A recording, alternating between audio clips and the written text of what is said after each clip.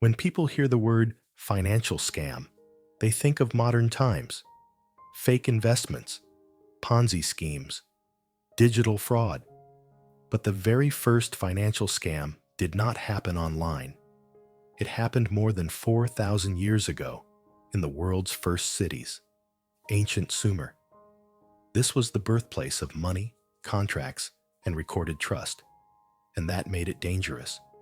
In Sumer, there were no coins, no paper money. The economy ran on two things: grain and silver. Grain fed people. Silver measured value. Temples and palaces worked like banks. They stored grain. They stored silver. And most importantly, they kept records.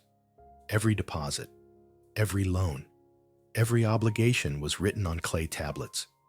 These tablets were contracts. They were proof. They were law. Or at least, people believed they were. Now imagine a merchant named Enlil Nadine. He is not powerful, not royal, not important, but he understands something crucial. Most people cannot read, and the system trusts the tablet more than the person. Here is the trick. A farmer brings grain to a temple. A scribe records the deposit. A tablet is made. One copy stays in the temple. One copy goes to the farmer, but the farmer cannot read it. Enlil Nadine offers help. I trade often, he says. I understand these records. Let me keep your tablet safe. When you need your grain, I'll collect it for you. The farmer agrees. Days pass, weeks pass. Then Enlil Nadine walks into the temple, alone. He presents the tablet. The scribe checks the record. Everything matches. The grain is released, and Enlil Nadine disappears.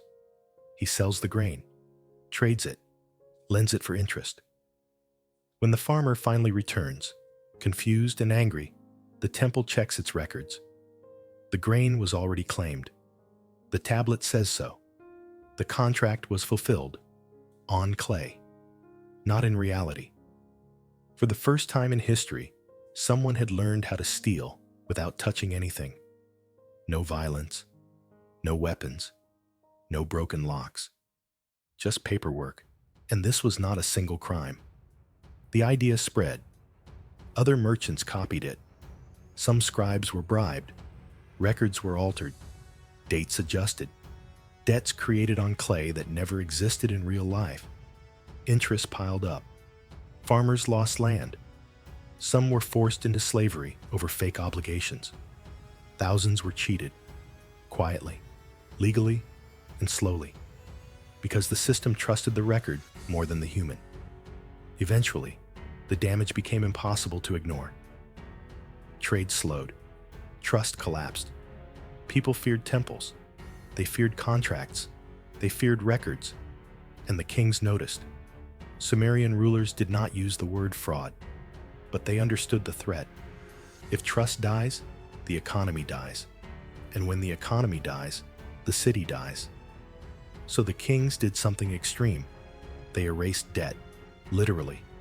Clay tablets were smashed, records destroyed, obligations canceled. These events were called clean slates, the first financial reset in history, not because rulers were kind, but because the system was breaking.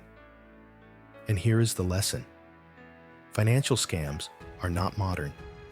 They appear the moment systems become complex, the moment records replace memory, the moment trust becomes abstract. Clay tablets became paper. Paper became databases. Databases became screens. But the weakness never changed. Money is not metal. It is not paper. It is not numbers. Money is trust.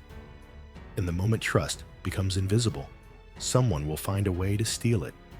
4,000 years ago, the first financial scam taught humanity that lesson.